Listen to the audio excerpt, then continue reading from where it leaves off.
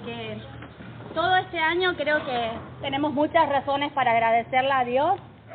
Hay muchas bendiciones que el Señor ha derramado sobre nosotros y por algo Él nos dice que no olvidemos, ¿sí? Porque el que se olvida no es agradecido, ¿o sí? Cuando nosotros olvidamos, no agradecemos. Entonces, qué lindo es poder recordar todas las bendiciones de Dios, todo lo que el Señor ha hecho en este año, en sus vidas, en sus familias, en la vida de la iglesia. Y como es el título de este mensaje de hoy, Dios en control. O sea, esto estaba ya determinado, esto está controlado por nuestro Dios soberano, así que a Él le vamos a dar la gloria y la honra en esta tarde. Las invito a que podamos inclinar nuestros rostros y vamos a darle gracias a nuestro Dios. Señor, Tú eres digno de recibir toda la gloria, la honra, el poder. Tú eres Rey, Señor, estás sentado en tu trono y con tu mirar, oh Señor, disipas todo mal. Padre, que al estudiar esta porción de las Escrituras, seamos desafiadas, Señor, una vez más, a examinar nuestros corazones, Señor, y a la luz de tu palabra poder ajustar nuestras vidas a ellas, obedecerte, conocerte y amarte más, Señor. Te damos gracias porque tu palabra es viva y eficaz. Tu palabra, Señor, es alimento a nuestras almas. Tu palabra, Señor, también trae sanidad a nuestros huesos, como dice tu palabra, Señor. Sanidad a nuestra alma. Te damos muchísimas gracias porque ella es medicina para nosotros. Y oramos para que tu Espíritu Santo, Señor, en esta tarde nos ayude a estar atentas, con corazones dispuestos y alegres para recibir tu palabra, Señor. Tu Espíritu Santo, si así es tu voluntad, hable a nuestros corazones. En el nombre de Cristo Jesús te lo rogamos. Amén, Señor. Amén.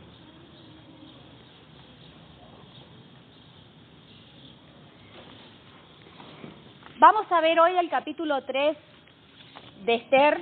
Lo vamos a tener allí abierto, el capítulo 3 de Esther. Y para ir introduciendo al tema de este mensaje, que es Dios en control, echar la suerte era una manera común de tomar las decisiones en los tiempos antiguos. Era común que ellos echaran suerte para decidir sobre algo que fuera importante. En Israel muchos asuntos se resolvían por medio de echar suerte. Y muchos sucesos, como decía, importantes ocurrieron como consecuencia de echar suerte. Una que viene ahora en mi memoria es cuando tuvieron que dividirse las tribus, ¿sí? Los territorios, o en el Nuevo Testamento, cuando tuvieron que elegir a un nuevo discípulo y quedó Matías, dice que echaron suertes ahí en Hechos 1:26. La gente realmente era supersticiosa y creía que sus vidas estaban determinadas por el destino y que estaban determinadas por el azar. Pero nosotros, ¿qué creemos como creyentes? Si bien aún hoy también hay gente supersticiosa que muchas veces te dice suerte, ¿sí? Y hay quizás personas nuevas en la fe que todavía dicen, qué suerte que te conseguiste ese trabajo, ¿sí? Pero nosotros, ¿qué creemos como creyentes? ¿Hay tal cosa como la suerte? Yo quiero que vean lo que dice Proverbios 16:33. Proverbios 16:33.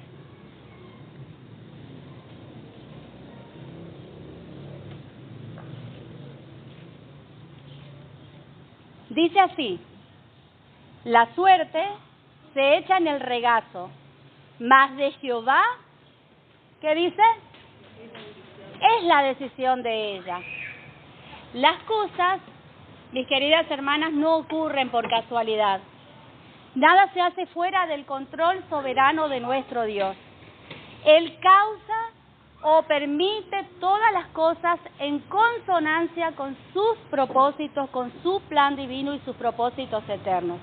Así que lo que Él determine, eso ocurrirá. No lo que la suerte diga o el azar diga, sino lo que Dios determine, eso va a ocurrir. Y así quiero que vayamos al pasaje de hoy. Vamos a leer todo el capítulo 3, tiene 15 versículos, así que vamos a estar viendo desde el versículo 1 hasta el versículo 15. Dice así: Amán trama la destrucción de los judíos. Después de estas cosas, el rey Asuero engrandeció a Amán, hijo de Amedata, agageo, y lo honró, y puso su silla sobre todos los príncipes que estaban con él. Y todos los siervos del rey que estaban a la puerta del rey se arrodillaban y se inclinaban ante Amán, porque así lo había mandado el rey. Pero Mardoqueo ni se arrodillaba y ni se humillaba. Y los siervos del rey que estaban a la puerta preguntaron a Mardoqueo: ¿por qué traspasas el mandamiento del rey? Aconteció que hablándole cada día de esta manera y no escuchándolos él, lo denunciaron a Amán, para ver si Mardoqueo se mantendría firme en su dicho, porque ya él les había declarado que era judío. Y vio Amán que Mardoqueo ni se arrodillaba ni se humillaba delante de él, y se llenó de ira.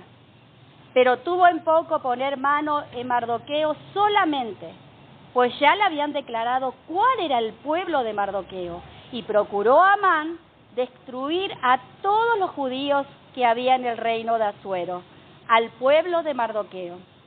En el mes primero, que es el mes de Nisán, en el año 12º del rey Asuero, fue echada Pur, esto es, la suerte, delante de Amán, suerte para cada día y cada mes del año, y salió el mes 12º, que es el mes de Adar.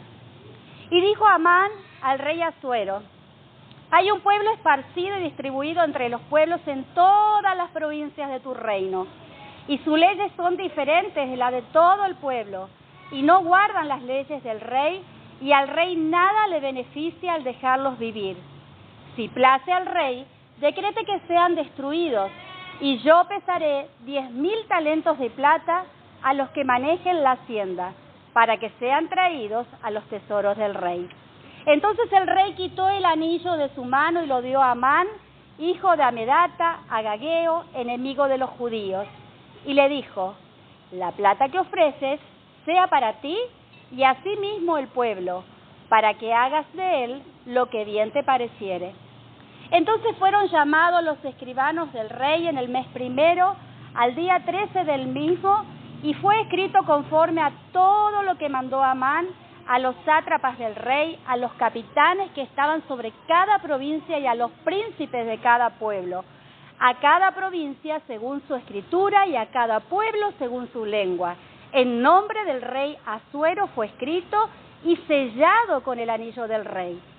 Y fueron enviadas cartas por medio de correos a todas las provincias del rey, con la orden de destruir, matar y exterminar a todos los judíos, jóvenes y ancianos, niños y mujeres, en un mismo día, en el día 13 del mes 12º, que es el mes de Adar, y de apoderarse de sus bienes. La copia del escrito que se dio por mandamiento en cada provincia fue publicada a todos los pueblos, a fin de que estuviesen listos para aquel día.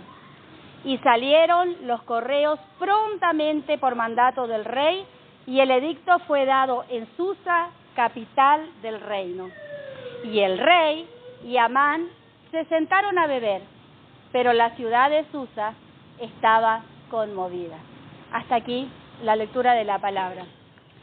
Vamos a estar pensando en 3 puntos que nos van a ayudar a recordar los sucesos más importantes y las verdades más importantes de este pasaje que vamos a ver hoy. En primer lugar, vemos entre los versículos 1 y 6 que Amán busca destruir a los judíos, al pueblo de Dios. En segundo lugar, vemos que él obtiene un decreto de parte del rey para destruir a los judíos. Y en tercer lugar, vamos a ver cómo la publicación de ese decreto realmente produce consternación en toda la ciudad de Susa. Dice, no solamente a los judíos, podemos decir había personas que quizás simpatizaban con los judíos, ya convivían y vivían hace tanto tiempo entre ellos. Así que aquí aparece un personaje que no habíamos visto en los 2 capítulos anteriores. ¿Quién es ese personaje? ¿Quién es? Vamos, ¿cómo se llama? Amán. Amán, ¿sí? Aquí aparece un nuevo personaje, Amán. ¿Y quién es este Amán? Aquí nos deja ver este relato.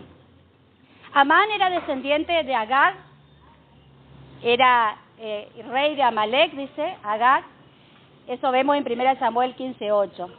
¿Y quiénes eran los amalecitas? ¿Quiénes eran? Eran ellos descendientes de Esaú. ¿Y Esaú quién es? El hermano gemelo de Jacob. ¿Hasta ahí me van siguiendo? ¿Sí?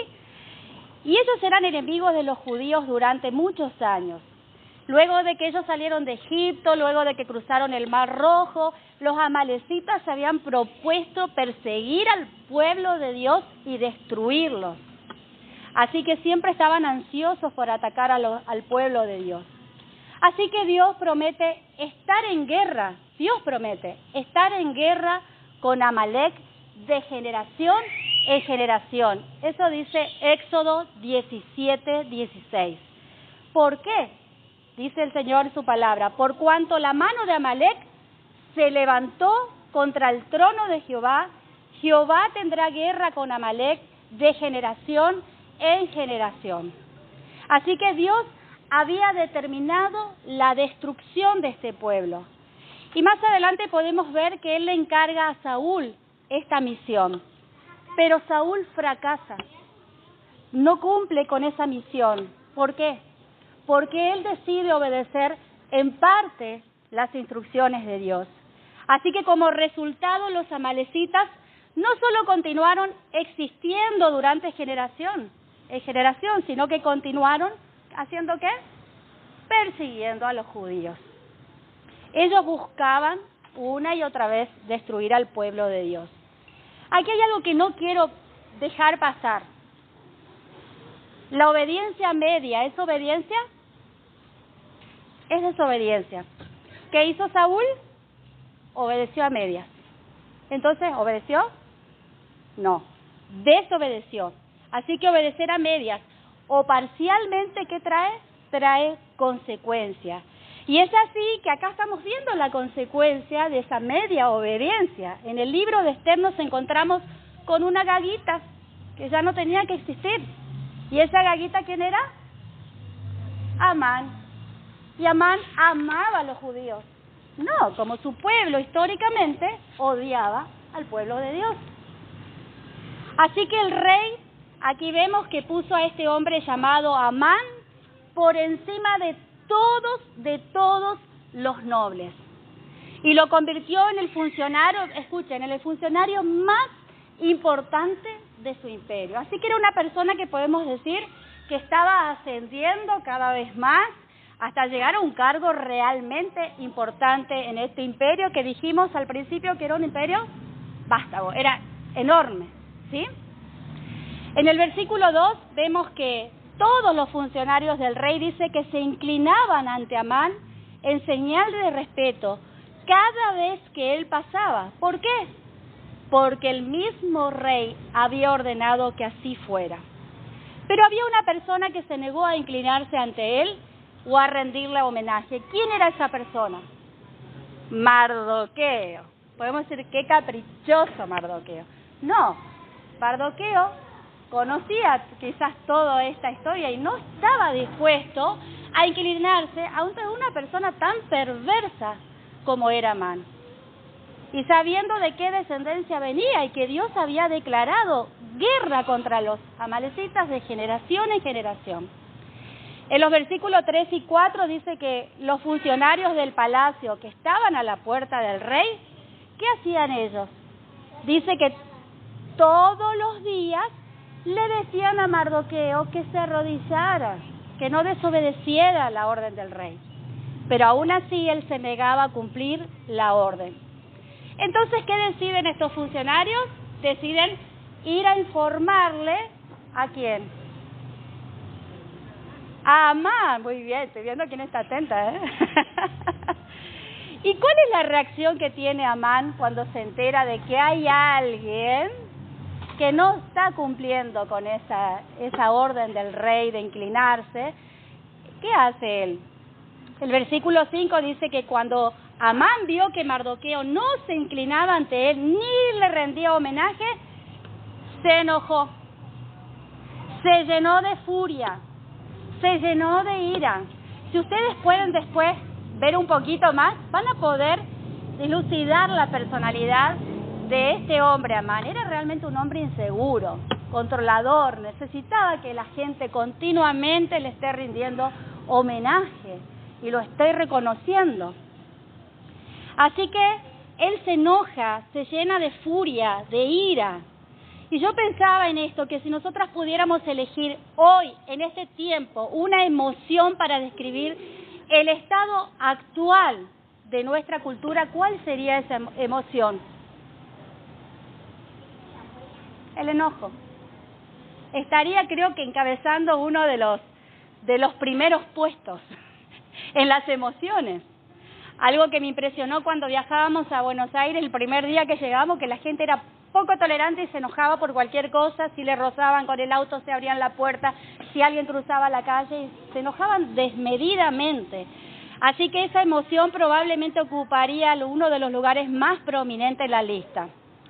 Donde nosotras miremos, donde quiera que miramos, en las redes sociales, en las noticias, en la calle, en los que conducen en las calles, en la iglesia, también en la iglesia, siempre encontramos a alguien enojado por algo. Siempre. Y la iglesia no queda exento. Siempre hay alguien que se enoja por algo. Y la ira es definida como la respuesta emocional a la percepción del mal y de la injusticia. Nosotros decimos, nosotros nos enojamos por cosas injustas, nada más que por cosas injustas. De verdad, ¿no?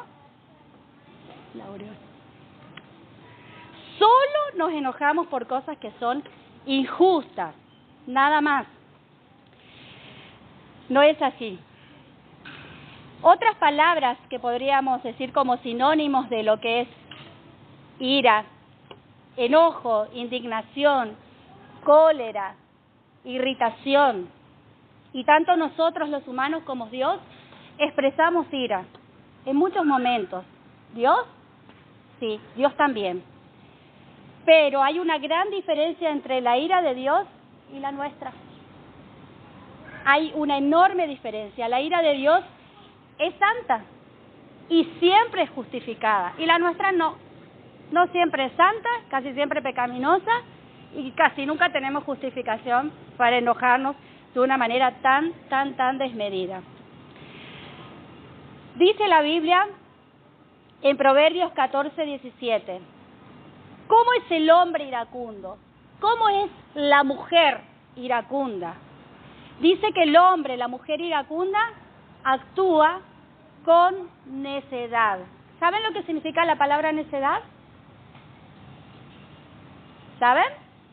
¿Qué significa? Tontamente. Eso significa. Y muchas veces cuando nos enojamos, casi siempre no nos detenemos a pensar en las palabras que estamos diciendo. La blanda respuesta, dice Proverbios 15:1, quita la ira, pero la palabra áspera hace subir el furor. ¿Cuántos conflictos evitaríamos si pensáramos y nos detuviéramos por un momento a contar hasta 10 o 20 o 30 antes de hablar? Casi siempre nuestra respuesta aviva el conflicto en lugar de apaciguarlo. También dice que el hombre iracundo o la mujer iracunda dice que abunda en acciones pecaminosas. El hombre iracundo provoca rencillas, pero miren lo que dice después este proverbio. Y el furioso multiplica las transgresiones. O sea que el que está enojado va a provocar siempre peleas, esté donde esté, en la iglesia, en el trabajo, en la escuela, entre los compañeros, siempre va a estar buscando algo, conflicto. Pero el furioso más dice que multiplica las transgresiones. Así que para frenar nuestra tendencia a enojarnos, Dios nos dice esto: no te apresures a enojarte en tu espíritu, porque la ira reposa en el seno de los necios. Otra vez, no voy a repetir qué significa necio, ¿sí? Si tuviéramos que cambiar esa palabra, dice, el Señor te dice y me dicen, no se apresuren a enojarse, no hagan esto, porque, ¿qué dice? Porque la ira reposa en el seno de los necios. Yo creo que nadie quiere ser necia, o que nos reconozcan como mujeres necias, ¿o sí? No nos gustaría ese calificativo, ¿no? Necesitamos tiempo para pensar y para considerar lo que vamos a hacer o lo que vamos a decir. Necesitamos ponernos un freno. Es lo que el Señor nos está diciendo. En Santiago 1, 19 y 20 dice, por tanto, amados hermanos míos, todo hombre sea pronto para oír, tardo para hablar, tardo para airarse, porque la ira del hombre no produce la justicia de Dios. ¿Qué cosas te incitan a la ira? ¿Son realmente cosas justas, santas, las que te provocan a enojarte? ¿Y qué indica ese enojo pecaminoso? ¿Qué indica en nosotras? El enojo en última instancia es un problema ¿de dónde? Del corazón. Como dice Santiago 4:1, ¿de dónde vienen las guerras? ¿De dónde vienen los conflictos entre ustedes? ¿No es de vuestras pasiones las cuales combaten en vuestros miembros? ¿De dónde vienen las guerras y los conflictos entre nosotros? Los conflictos entre esposo y esposa, entre padres e hijos, entre compañeros. ¿De dónde vienen? De nuestros propios deseos, de nuestro corazón, de nuestras pasiones. De ahí nace todo. De ahí viene todo. A lo largo de la Escritura nosotros siempre vamos a encontrar a Dios airado con el pecado. Airado. Jesús mostró ira por el pecado de los cambistas de dinero o por la vida realmente tan falsa e hipócrita de los fariseos. Pero la ira de Jesús nunca lo condujo a respuestas descontroladas o pecaminosas. Por eso es importante que nosotros podamos examinar cuáles son esas pasiones que están en nosotras, que hacen que nosotras reaccionemos inmediatamente airadas y no pensemos siquiera lo que vamos a decir. No debemos acostumbrarnos a vivir en el conflicto, no debemos acostumbrarnos a vivir enojados o peleando unos con otros, porque fuimos destinadas a vivir en armonía. Y dice la Biblia, en cuanto dependa de ustedes, estad en paz con todos. Ese es el consejo del Señor. Así que acá nos encontramos con un hombre llamado Amán, que realmente era un hombre iracundo, como el rey. Compartían esta misma característica, este rasgo de carácter. Ambos eran personas realmente iracundas, dominadas por la ira, no hacían cosas sin pensar, decisiones tomaban sin pensar. Así que este hombre así, en ese estado emocional, dominado por la ira, dice que piensa en un plan. Imagínense qué plan va a salir de un corazón de un hombre tan enojado para vengarse de este Mardoqueo, que ya sabía que era un judío. Así que se imaginan que esa ira se duplicó, se triplicó, se cuadruplicó. Tal era la magnitud de su enojo que nos muestra la palabra que no solamente se contentaba con vengarse de Mardoqueo, sino que también ¿a quién más le quería hacer daño él? A todo el pueblo judío, a todo el pueblo de Mardoqueo. ¿Se imaginan? El versículo 10 lo llama a Amán el enemigo de los judíos. Así lo llama. Amán, una descripción, el enemigo de los judíos. La pregunta que les hago es, ¿tengo algo yo de Amán en mí? ¿Puedo ver algo de él en mí? ¿Me salgo de las casillas fácilmente? ¿Suelo direccionar a veces mi enojo hacia personas que nada tienen que ver con mi conflicto? Esto es para que examinemos nuestro corazón.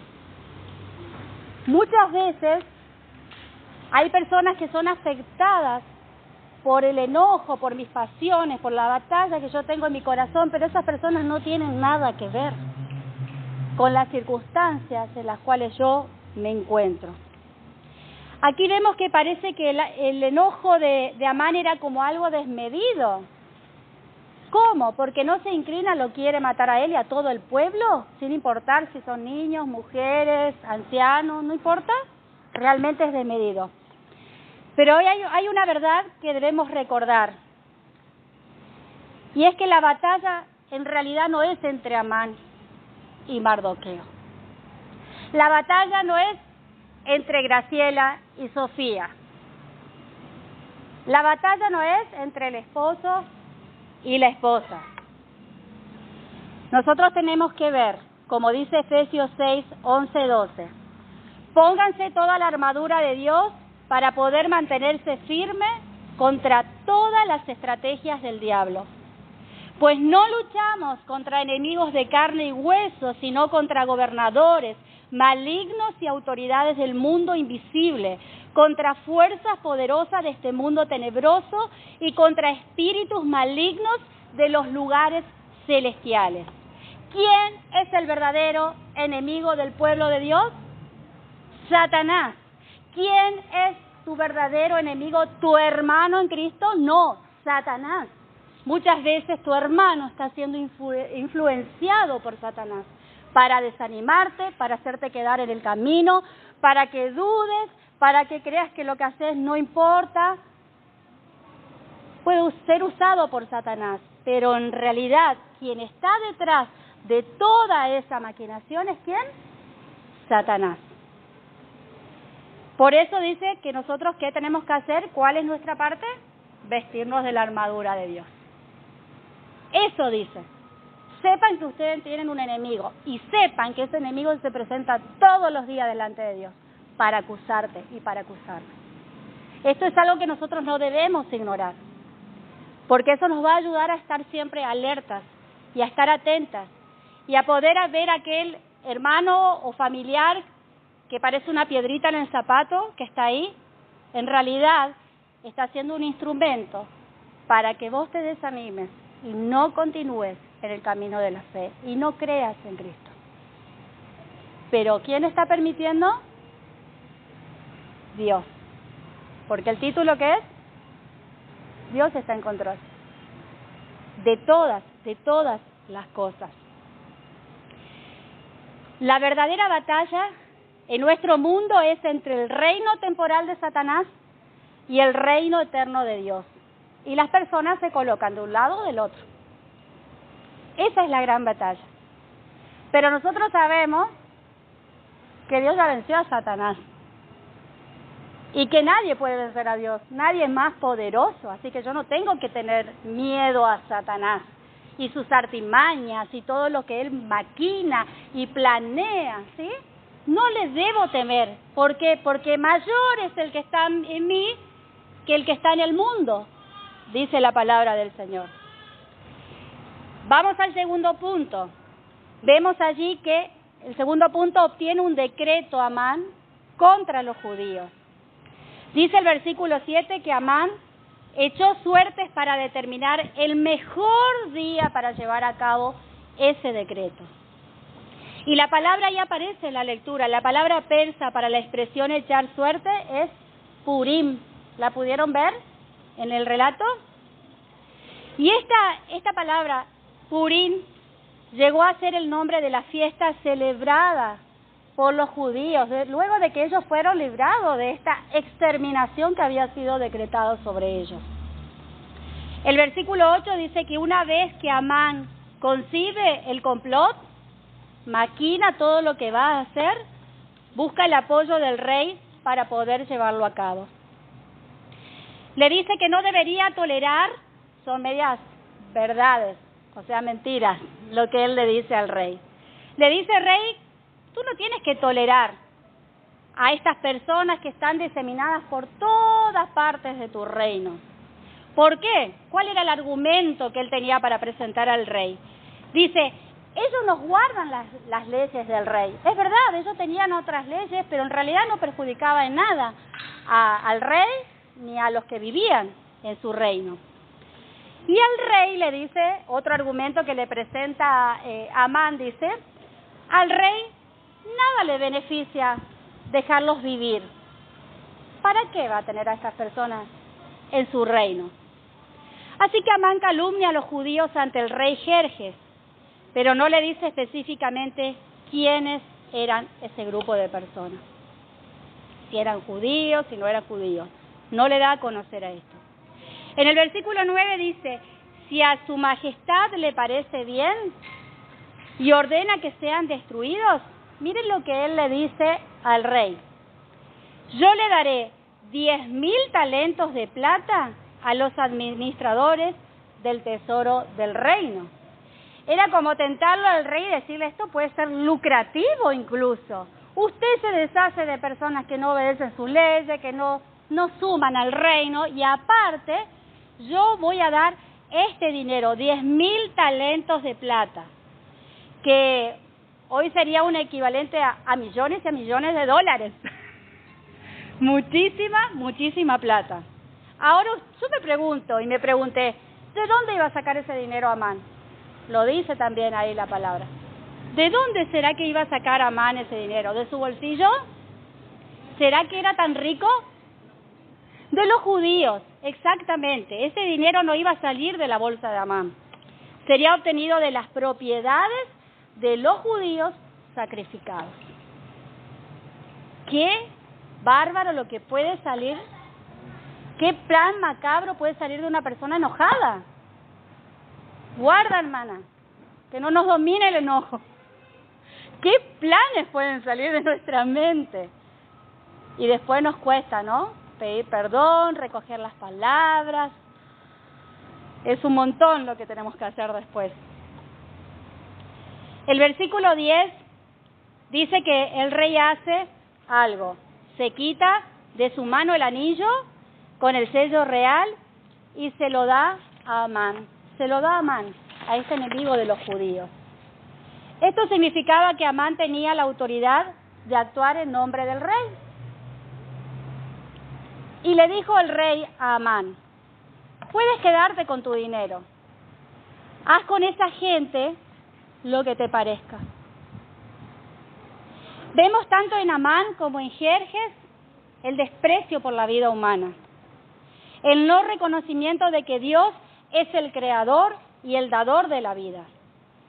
Podemos ver características de la personalidad de estos dos hombres. Eran personas controladoras, eran personas arrogantes, eran personas orgullosas, carecían de dominio propio, de autocontrol, muy influenciables de las opiniones de los demás y estaban muy centrados en sí mismos. ¿Puedes identificar alguna de estas características en tu vida? ¿Eres controladora? ¿No tienes dominio propio? ¿Eres orgullosa, arrogante, influenciable? ¿Vives para ti misma? En el versículo 12 dice que citaron a los escribanos del rey y se escribió un decreto tal como lo había dictado Amán.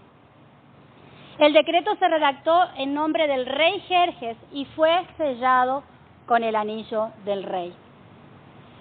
El versículo 13, debido a la amplitud del imperio, dice que llevó casi, ¿saben cuánto tiempo notificar este decreto? 12 meses llevó preparar este decreto, notificar y preparar a todos los que estarían a cargo de poner en vigencia el edicto. Así que se enviaron comunicados a todas las provincias del imperio, dice la palabra, mediante mensajeros. ¿Y cuál era la orden? Matar, masacrar y aniquilar a todos los judíos, jóvenes, ancianos, mujeres, niños, en un solo día. ¿Se imaginan esa escena? El versículo 14 dice que en cada provincia se publicó una copia del documento para que toda la gente se pudiera preparar para ese día. Yo digo, este decreto se da a conocer. ¿De qué manera me preparo yo? Si sé que es un decreto irrevocable, si sé que es un decreto del cual no voy a poder escapar, ¿cómo me preparo para este día? Este edicto parece tan definitivo a la vista humana. A nuestros ojos parece no haber escapatoria, y me imagino que muchos de los judíos lo habrán visto con sus ojos así humanos, de esta manera. Y me preguntaba cuántas veces nosotras hemos recibido quizás noticias que parecen definitivas o desesperanzadoras, pero no debemos olvidar que Dios es Rey sobre toda la tierra y que ningún edicto puede forzar su mano. Si bien este texto no nos dice explícitamente lo que Dios estaba haciendo en este momento de la historia, pero sí sabemos lo que Dios no estaba haciendo. ¿Qué no estaba haciendo Dios? Dios no estaba sentado en el cielo cruzado de brazos. Dios no se sorprendió ni fue sacado de sus casillas al enterarse de este decreto del rey, porque para Dios no existen las sorpresas ni los accidentes.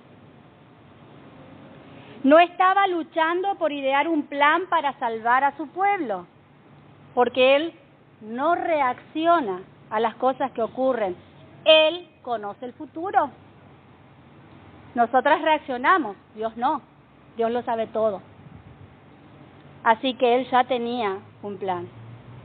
No solo sabía lo que vendría, sino que Él iba delante.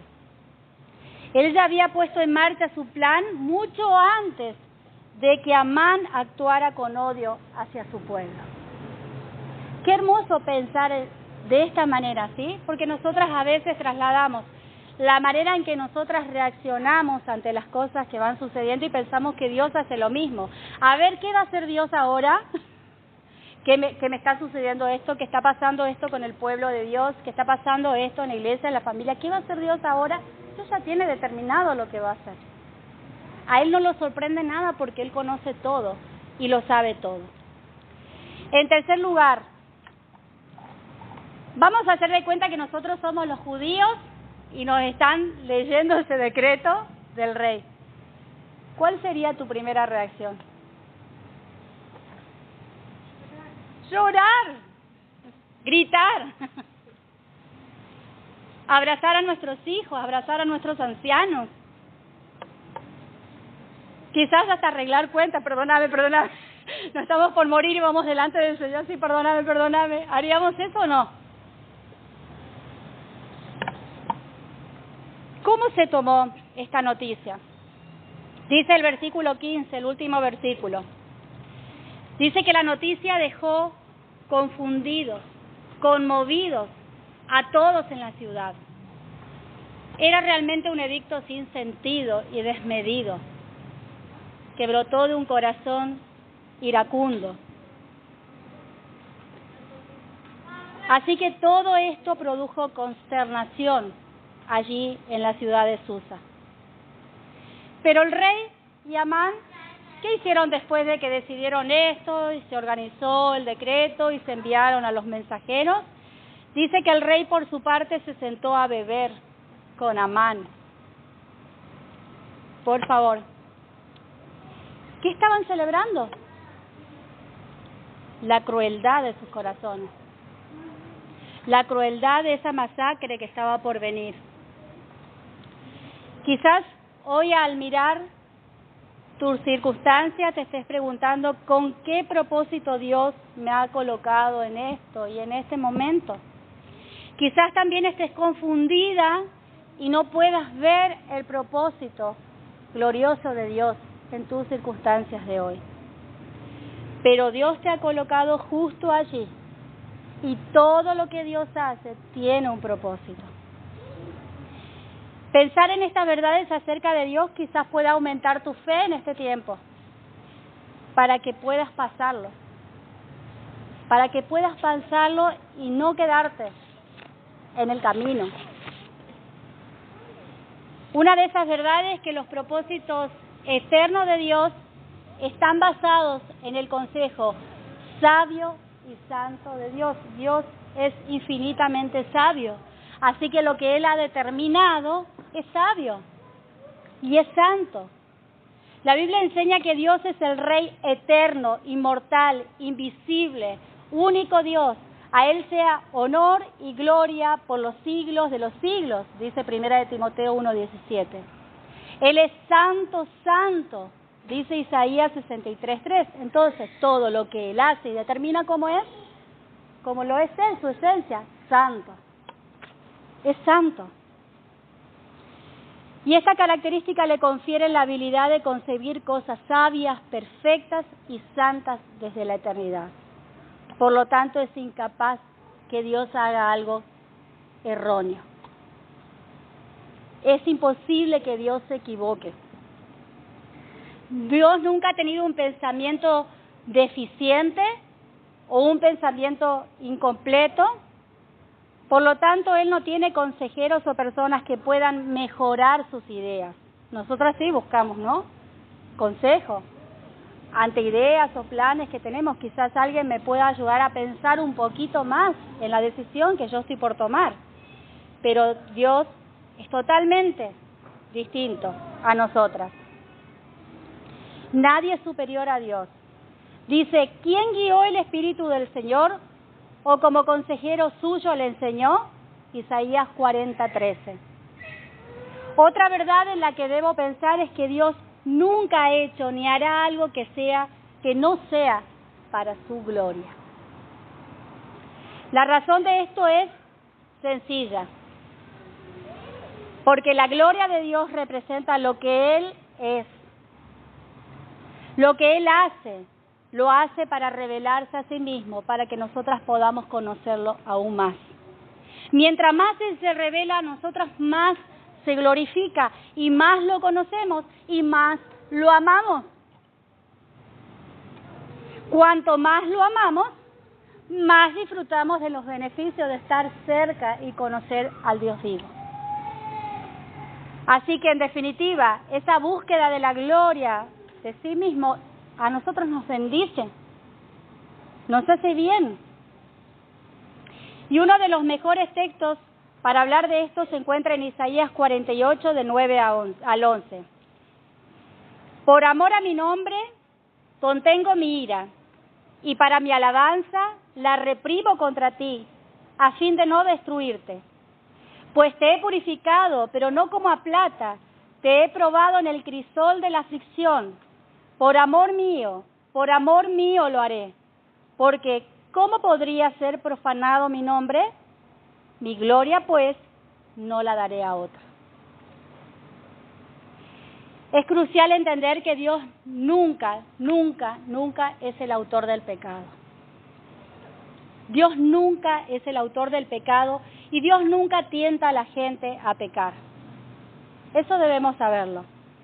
Dice la palabra en Santiago 1:13, que nadie diga cuando es tentado, soy tentado por Dios, porque Dios no puede ser tentado por el mal y Él mismo no tienta a nadie. Dios es soberano y lo orquesta todo.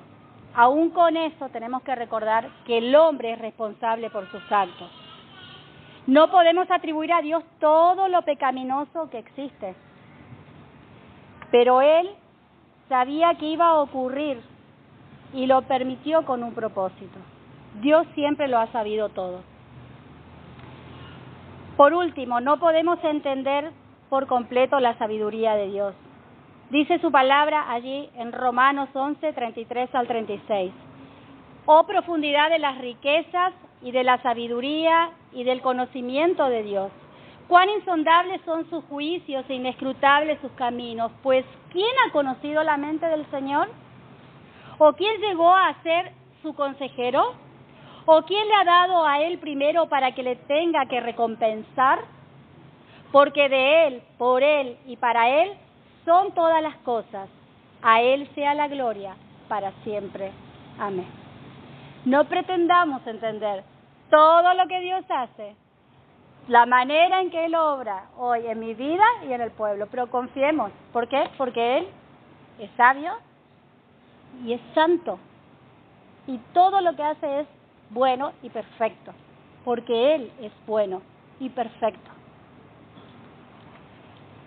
Para ir concluyendo,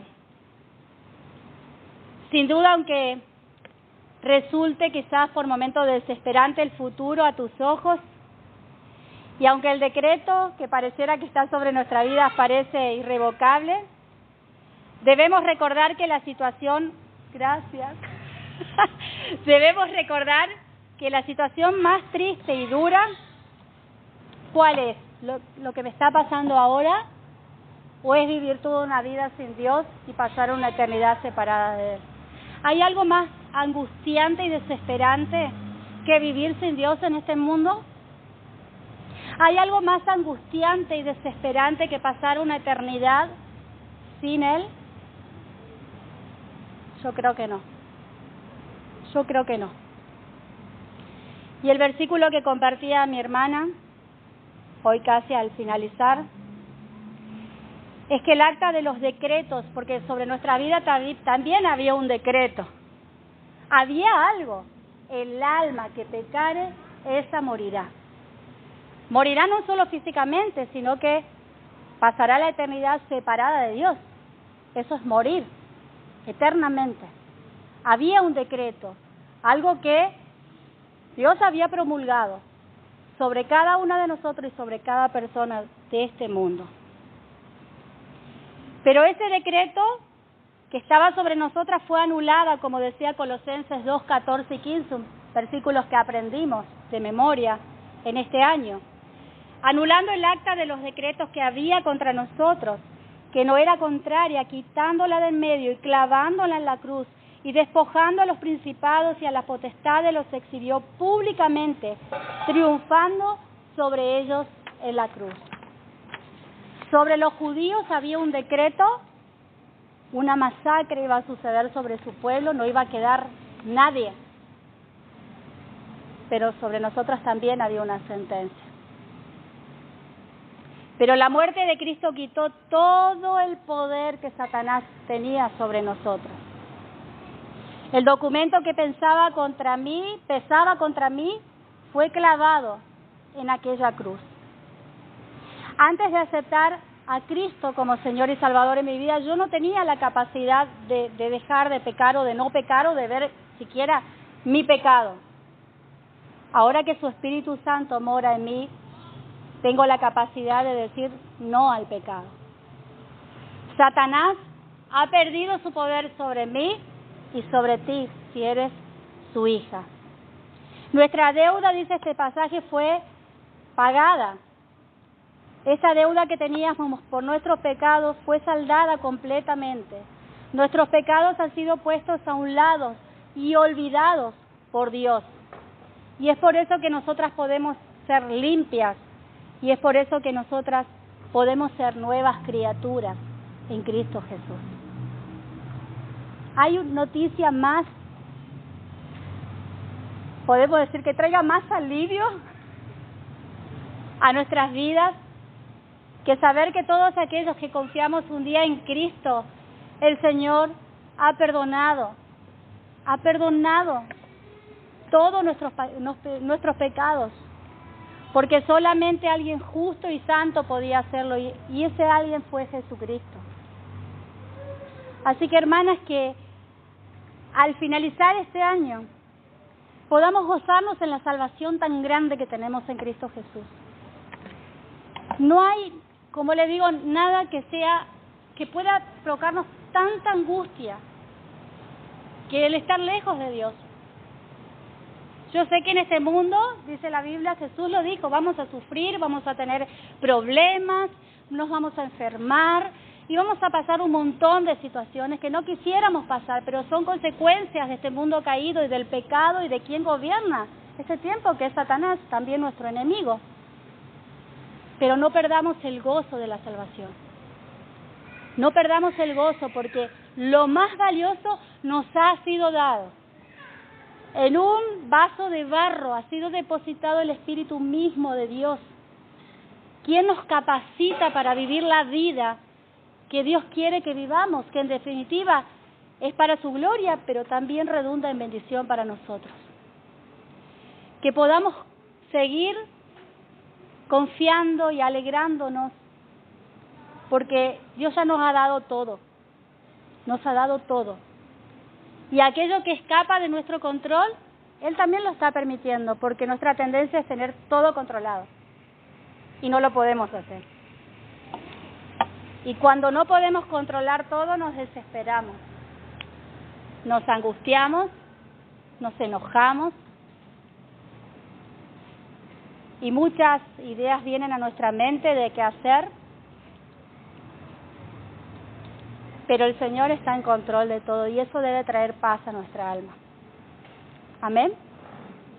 ¿Oramos? Señor, te damos gracias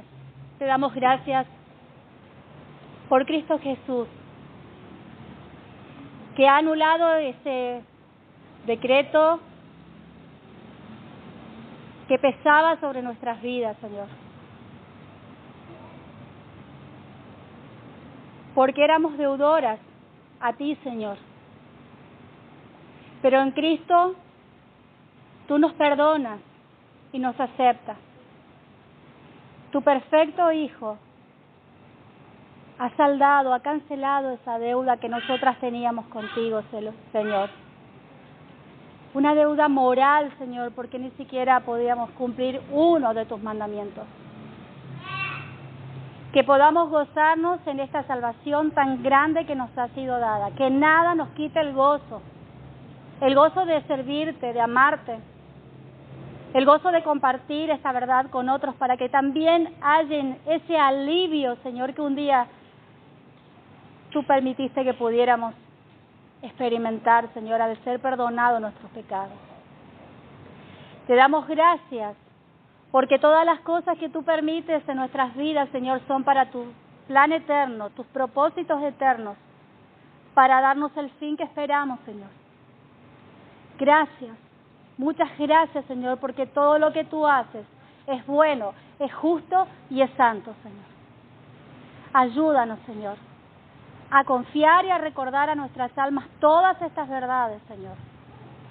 Cuando nos veamos confundidas, consternadas, conmovidas por las situaciones que vemos o que nos acontecen. Recordarle a nuestra alma quién eres tú, el Rey soberano.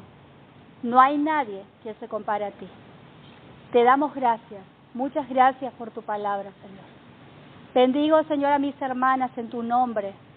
Te ruego que tú las ayudes, Señor, en este tiempo, a poder seguir reflexionando, pensando en tu palabra, Señor, a no descuidar su vida espiritual, porque este no es un receso, Señor, para que no meditemos en tu palabra, sino que nos das más tiempo para estar contigo a solas y buscar tu rostro, Señor, y volver con ansias fortalecidas para servirte y para edificar tu iglesia, Señor.